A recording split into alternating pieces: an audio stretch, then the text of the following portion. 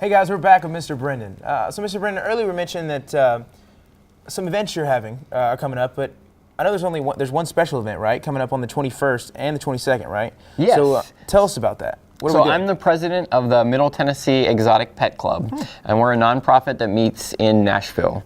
And twice a year, we put on the Nashville Exotic Pet Expo as our fundraiser. So it'll be at the fairgrounds that weekend, those dates that you just said, and it'll be both Saturday and Sunday. Gotcha. Awesome. So at this expo, like, what are some of the pets that we're going to be able to see? It's not just, is it just snakes and bearded dragons? No, so there will be all kinds of things. I've got a partial list here. So ready?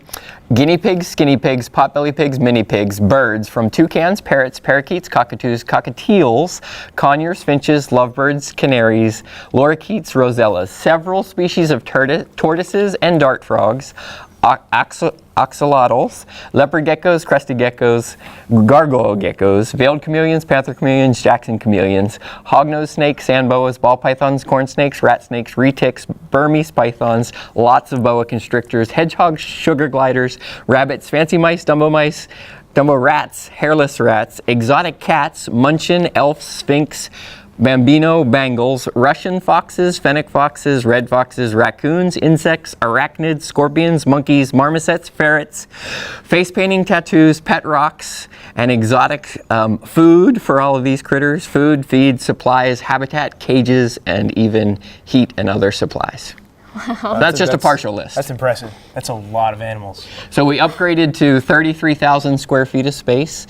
We had over 80 vendors in the spring, and we had over 7,000 people come through the door. And is this event free, or is there a fee? There is a small fee. It's a very family-friendly event. It costs $2 to get in. Oh, that's not bad. So it's very reasonable. So you can take a family of 5 for $10. So what's your role going to be at the expo? What are you going to be doing there? I'll be running around trying to make sure everything's running smoothly. Just make sure no snakes are running smoothly, right? Make sure everything's running smoothly. So tell us a little bit about the Middle Tennessee Expo Pet Club. Who can join? Yeah, so anybody that, you don't even have to have an exotic pet to join the club. Anybody can join. We meet the third Sunday of each month at 1 o'clock at the Fall Hamilton School Alumni Building.